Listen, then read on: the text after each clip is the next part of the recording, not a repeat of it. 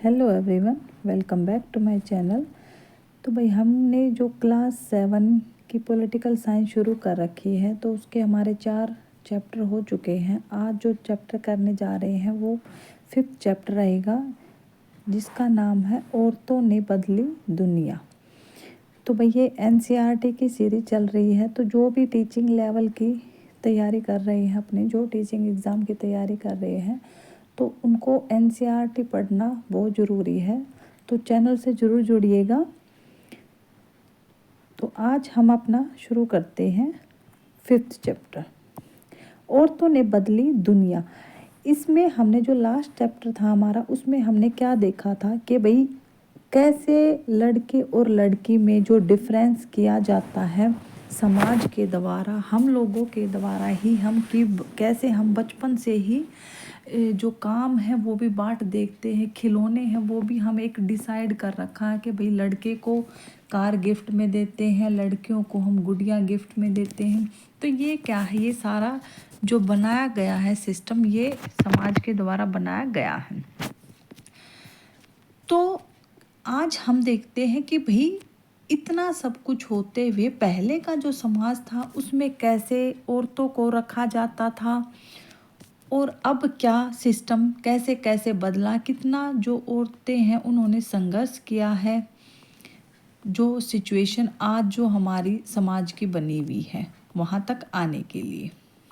ठीक है, तो इसमें दे रखा कि भाई अगर आपसे पूछा जाए, ये ब्लैंक है, और इसमें अगर बोलें कि भाई एक किसान का चित्र बनाना है, एक मिल मजदूर का चित्र बनाना है, एक नर्स का बनाना है, और एक वैज्ञानिक का बनाना है, एक पायलट का और एक शिक्षक का, मतलब कि ये 6 ब्लैंक आपको दे रखे हैं जिसमें कि चित्र बनाना है।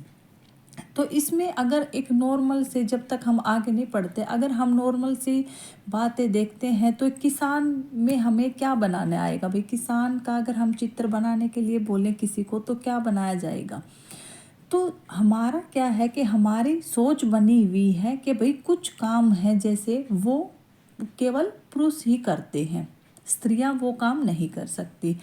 किसान के अगर चित्र की बात करें तो ज़्यादातर लोग क्या करेंगे, आदमी का ही चित्र बनाएंगे। एक मिल मजदूर की बात करें तो मजदूर में भी ज़्यादातर लोग पुरुष बनाएंगे। कुछ अभी कुछ जो लोग ये सोच लेंगे कि भाई नहीं, अब तो जो मजदूरी है फैक्ट्री में, मिल में, अब लेडीज भी करते हैं, लेकिन क्या है कि वो परसेंटेज काफ़ी कम रहेगी। ठीक है, ऐसे ही अगर नर्स की बात हम करते हैं तो नर्स की क्या करेंगे भाई, ज़्यादातर लोग फिर से स्त्री का चित्र बनाएंगे, यहाँ पर पुरुष का नहीं बनाएंगे। ये एक हमारी क्या है। ऐसे ही हम जो पायलट की बात करें तो पायलट में वही सिस्टम है। ठीक है, पायलट में भी अगर हम देखें तो क्या बनाएंगे, पायलट में भी हम पुरुष का ही चित्र बनाएंगे।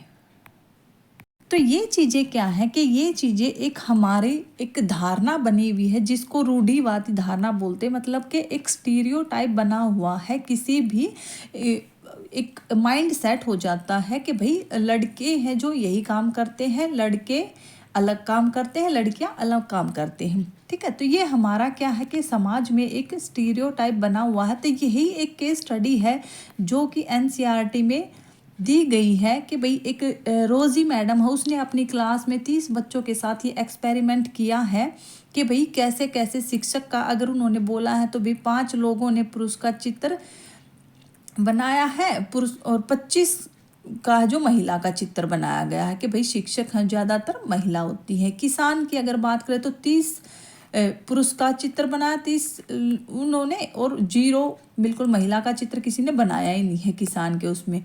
ठीक है, और जहाँ तक मतलब कि ये फिगर निकल के आया है फिर जो एक एक्सपेरिमेंट किया गया है। लेकिन अगर हम सच्चाई बात करें तो भारत में 83.6% जो महिलाएं हैं वो खेतों में काम करती हैं। ये NCERT का डाटा है। ठीक है, तो वो काम लेकिन क्या करती हैं, जैसे जो पौधे रोपण करना है, खरपतवार निकालना है, फसलों को काटना है, उनकी कुटाई करना, तो मतलब ऐसे काम क्या है जो महिलाएं करती हैं, लेकिन फिर भी क्या है, जब हम चित्र बनवाना चाहते हैं किसान का, तो उसमें ज़्यादातर पुरुष का चित्र बनाया जाता है, लेकिन सच्चाई कुछ और ही है। तो इससे क्या है कि भाई, इससे यही है, इस चीज़ से हमें यही निकल के आ रहा है कि हमारा एक माइंड सेट हो जाता है, ठीक है, कि भाई कुछ काम है जो शुरू से हम सुनते आ रहे हैं अपने दादा दादी से, उससे पहले उन्होंने जो सीखा है, हमने जो सीखा है, तो उस चीज़ की वजह से ये सारी चीज़ें बनी हुई हैं, धारणाएं बनी हुई हैं। आगे क्या बता रहे हैं कि कम अवसर और कठोर अपेक्षाएं। कई बार क्या होता है, इसमें क्या बताया गया है कि भाई औरतों को अवसर ही नहीं दिया जाता है, ठीक है।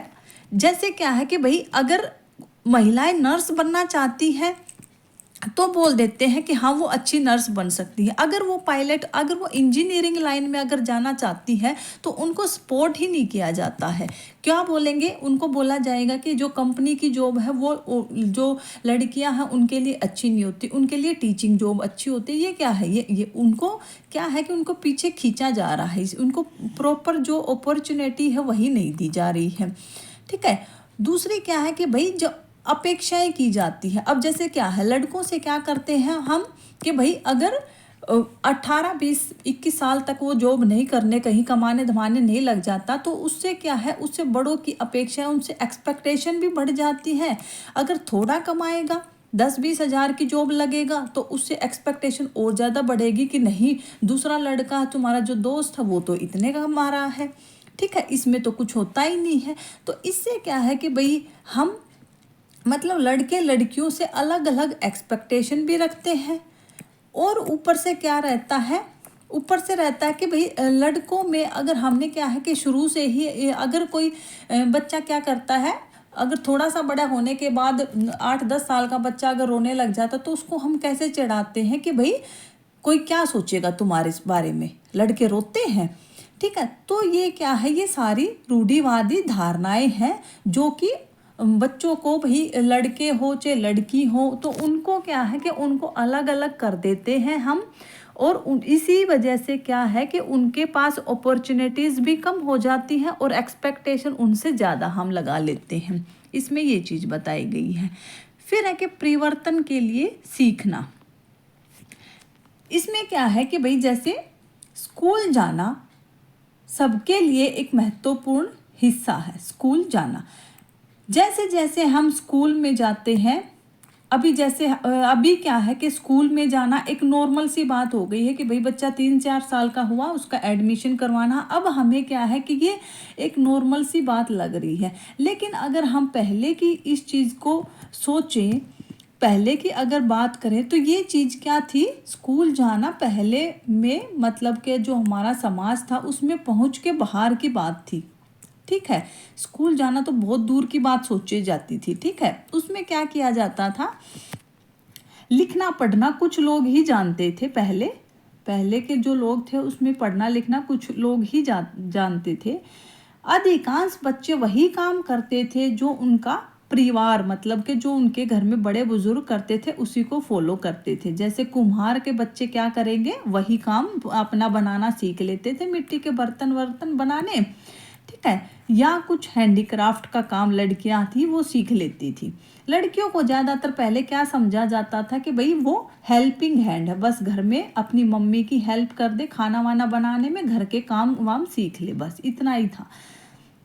ऐसे ही फिर जो समय है वो चेंज होता गया, मतलब 19वीं शताब्दी के आसपास का जो समय बता रहे, उसमें बता रहे कि शिक्षा के बारे में कई नए विचार जन्मे, लेकिन यहाँ पर भी क्या हुआ कि पढ़ना लिखना सभी ने नहीं सीखा, ठीक है। वहाँ पर भी लड़कियों की शिक्षा को लेकर काफ़ी विरोध किया गया, उसमें भी। उसके बावजूद जब स्त्रियां और पुरुष उनके लिए स्कूल खुलने लगे, तो उनके लिए स्कूल अलग अलग से खुलने लगे, ठीक है, कि पुरुष जो लड़कों के स्कूल हैं वो अलग होंगे, लड़कियों के अलग होंगे। तो ऐसे में इन्होंने कुछ केस स्टडी दे रखी कि कैसे लड़कियों ने फिर भी जो संघर्ष करके और अपने आप को पढ़ाया लिखाया है, ठीक है। तो एग्जाम्पल दे रखा है, यहाँ से एग्जाम्पल से क्वेश्चन बनते हैं। तो इनके जो नाम है वो काफ़ी याद रखना आप लोग। राजसुंदरी देवी है एक, जिनका नाम दे रखा है राजसुंदरी देवी, जो 1800 से 1890 तक का टाइम है इनका। ठीक है, जो पश्चिमी बंगाल में पैदा हुई थी। 60 वर्ष की अवस्था में उन्होंने बांग्ला भाषा में अपनी आत्मकथा लिखी थी। तो इनकी जो पुस्तक है वो भी भाई पूछ लेते हैं, याद रखना, आमार जीबोन।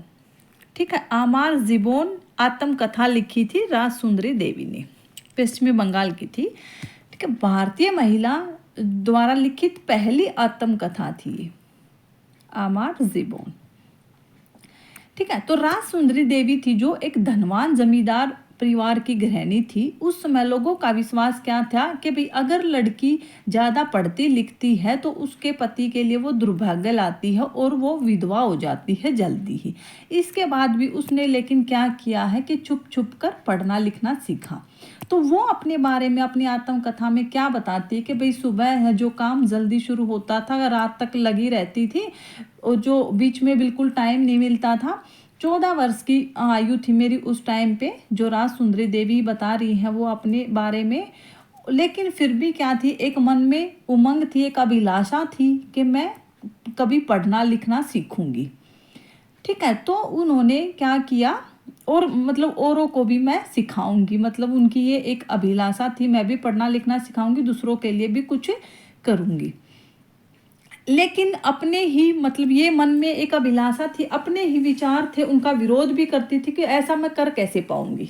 ठीक है, मैं कैसे ये सीख सकती हूँ। ठीक है, फिर उनको बोल दी कि उनको एक सौंपन आया कि मैं जो चैतन्य भागवत है, एक संत उसकी कथा है, ठीक है, वो पढ़ रही थी ऐसे सपने में ही। तो बाद में जब दिन के समय वो उठी हैं तो उन्होंने देखा है कि जो मैं रसोई में जब खाना बना रही थी तो उनके पति ने जो चैतन्य भागवत की जो बुक थी वो कहीं रख दी और उनके बेटे को बोल के गए कि भाई रूम में ये बुक लेके आना। ठीक है, तो मैंने वहाँ से एक पेज निकाल लिया, वो राजसुंदरी देवी जी बता रही हैं कि उस बुक का मैंने पेज निकाल लिया और उसको मैं छुप छुप कर उसको समझने की कोशिश कर रही थी। वहीं पे उसका बेटा था जो पांडुलिपि, मतलब उस टाइम पे जो ताड़ के पत्तों पर लिखता था। ठीक है, तो उसको मिला मिला के मैं इसमें क्या लिखा है, इसने क्या है, और जो बोलते हैं वो शब्द क्या है, ऐसे उसने करके भाई पढ़ना लिखना मतलब अक्षरों को मिला मिला के कि भाई इसमें क्या लिखा और मैं बोल क्या रही हैं, और जो बुक का जो पेज था उसमें क्या लिखा। तो ऐसे करके उसने थोड़ा बहुत पढ़ना लिखना फिर सीखा। ठीक है, इसी वजह से उसने जब पढ़ना लिखना सीखा तो अपनी ये सारी चीज़ें उसने इसमें अपनी जो आत्मकथा लिखी थी उसमें बताई है। फिर है कि वर्तमान समय में शिक्षा, और एक और एग्जाम्पल दे रखा है कि भाई ये भी पूछ लेते हैं, रुकैया शेखावत हुसैन का है। ठीक है, लेडी लैंड का उनका सपना था। ठीक है, तो रुकैया जो शेखावत हुसैन है वो 1880 से 1932 तक का उसका टाइम पीरियड है। वो भी एक धनी परिवार में पैदा हुई थी जिसके पास बहुत ज़मीन थी। ठीक है, उनको क्या था, उनको उर्दू में पढ़ना लिखना आता था, लेकिन जो बांग्ला और अंग्रेजी नहीं उसको सीखने दिया था, क्योंकि उस समय क्या मानते थे कि जो अंग्रेजी भाषा सीखेगा उसको मतलब ये था कि भाई वेस्टर्न को फॉलो करेगा। ठीक है, ऐसे ही बन जाएंगे। तो इसलिए लड़कियों को अंग्रेजों से, अंग्रेजी भाषा से भी, अंग्रेजों से भी दूर ही रखा जाता था। तो ये सिस्टम उस टाइम पे चल रहा था। तो रुकैया ने अपने बड़े भाई बहनों से लेकिन थोड़ी बहुत बांग्ला और अंग्रेजी थी जो पढ़ना लिखना सीख ली थी। फिर वो जाकर एक लेखिका बनी थी। ठीक है, तो उसको भी पढ़ने लिखने से रोका गया था, लेकिन उसने अपने बड़े भाई से और बहन से सीख ली थी अंग्रेजी और बांग्ला। तो फिर वो एक लेखिका बनी। तो 1905 में जब वो केवल 25 वर्ष की थी तो अंग्रेजी भाषा के कौशल का अभ्यास करने के लिए उसने एक क्या किया, उसने एक कहानी लिखी है जिसका जो शीर्षक था वो थी सुल्ताना का सौपन। ठीक है, उसका शीर्षक था बुक का। तो उसने लिखी कहानी फिर उस सुल्ताना का सौपन। तो सुल्ताना एक लड़की होती है जिसने एक कल्पना की है कि भाई लेडी लैंड नाम की एक जगह पहुंचती है। वो लेडी लैंड क्या थी भाई, लेडी मतलब कि औरत की जगह। ठीक है, लेडी लैंड। तो लेडी लैंड ऐसा स्थान था जहाँ पर स्त्रियों को पढ़ने, काम करने और आविष्कार करने की स्वतंत्रता थी। ये जस्ट एक सपना था सुल्ताना का जो उसने लिखा है, ठीक है। तो उस सपने में क्या है कि भाई हवाई कारें चलाती हैं लड़कियां, पूरी जो एक्सपेरिमेंट हैं वो करती हैं, इंजीनियरिंग, तो ऐसी सारी चीज़ें वो मतलब कि औरतों के बारे में बड़े बड़े सपने वो लेती हैं। तो ये सारा बता रखा है भाई रुकैया शेखावत हुसैन के बारे में कि भाई कैसे उसने अपनी जो कहानी थी उसमें औरतों को हवाई जहाज, कार चलाने के सपने दिखाए हैं, ठीक है। तो ये सारी चीज़ें थी रुकैया शेखावत के बारे में। और एक क्या नाम हमने पढ़ा है, राज सुंदरी का, ठीक है। तो ये एनसीईआरटी में गिवन है, तो याद रखना है इनके बारे में। अभी देखते हैं हम वर्तमान समय में शिक्षा और विद्यालय कैसे हैं। अभी की अगर हम बात करें तो भाई अभी बिल्कुल हमारे जो संविधान बना हुआ है उसमें इक्वेलिटी का कंसेप्ट आया हुआ है, मतलब कि कहीं पर भी लड़के और लड़कियों में कोई भेदभाव नहीं है। एजुकेशन के लिए भी पूरा काम किया जा रहा है, ठीक है। लेकिन फिर भी हर 10 वर्ष में जो जनगणना होती है उसका जो डाटा है अभी भी क्या बोल रहा है, 1961 की जनगणना के अनुसार लड़के और लड़कियों में क्या है कि भाई जो लड़के थे 40% शिक्षित थे, वो भी ऐसे शिक्षित थे कि भी वो बस अपना नाम वाम कम से कम लिखना उनको आता था। इसके बाद लड़कियां लेकिन केवल 15% ही लड़कियां थी जो शिक्षित थी 1961 की जनगणना में, ठीक है। इसके बाद जब 2011 की जनगणना की हम बात करते हैं तो उसमें जो पुरुष थे, मतलब लड़के थे, जो 82% थे, 82% थे जो शिक्षित थे, और जो लड़कियां थी वो 65। ये एनसीईआरटी दे रही भैया डाटा, ठीक है। तो लेकिन अब सब कुछ ये देख लो कि 2011 की जनगणना के अनुसार मतलब कि सब कुछ इतना आ चुका था, तभी भी डिफरेंस कितना ज़्यादा आ रहा है, ठीक है। तो अब प्रॉब्लम कहाँ पर आ रही है, अभी भी प्रॉब्लम वही है कि भाई कुछ जनजातियां हैं जिसमें कि स्पेशल एनसीईआरटी ने मेंशन किया हुआ है कि जो अनुसूचित जनजाति है, ठीक है, अनुसूचित जाति है, अनुसूचित जनजाति मतलब कि एससी, एसटी और कुछ जो माइनॉरिटीज वाले हैं वो अभी भी लड़कियों को स्कूल भेजने से कतराते हैं, ठीक है। मतलब या तो उनकी सिचुएशन ये है कि वो भेज नहीं सकते, जिसमें कि आदिवासी भी उन्होंने किया है, कुछ दलित किया है, ठीक है, कि भाई वो कुछ मुस्लिम लड़कियां भी उन्होंने वो किया है कि भाई वह प्राथमिक शिक्षा पूरी करने की संभावना भी उनकी कम रहती है, ठीक है। अगर नॉर्मल जो लड़कियां हैं वो 3 वर्ष स्कूल में जाती है, ठीक है, मतलब 4 वर्ष अगर वो नॉर्मल जो लड़कियां हैं बाकी समुदाय की लड़कियों के अकॉर्डिंग जो मुस्लिम लड़कियां हैं वो 3 वर्ष तक ही स्कूल में रह पाती हैं, अगर वो 4 वर्ष जाती है तो बाकी वाले, ठीक है। तो ये कुछ फिगर है जो एनसीईआरटी में गिवन है, तो ये आप याद रख सकते हैं यहाँ पर, ठीक है। अब इतनी सारी जो फैसिलिटीज की जा रही, तो उसके बाद फिर भी क्या कर सकते हैं इनके लिए कि भाई कैसे महिलाओं को जागरूक किया जाए, ठीक है।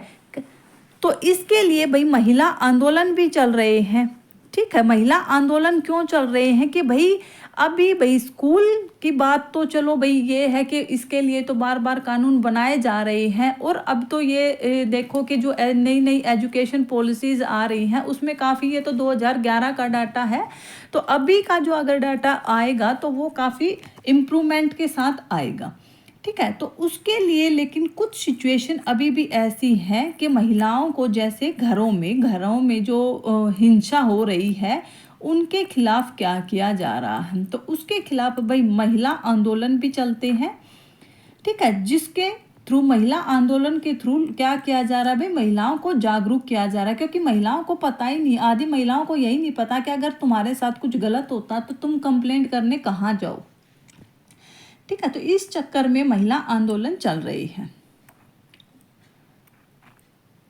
अब इसमें और देखते हैं हम क्या क्या है, अभियान चलाए जा रहे हैं, ठीक है। अभियान ये अभियान चलाए जा रहे हैं महिला आंदोलन के थ्रू, जो अभियान चलाए जा रहे हैं उसमें क्या है कि भाई 2006 में एक कानून बना है जिससे घर के अंदर शारीरिक और मानसिक हिंसा को भोगने वाली औरतों को सुरक्षा प्रदान की जाए। ठीक है।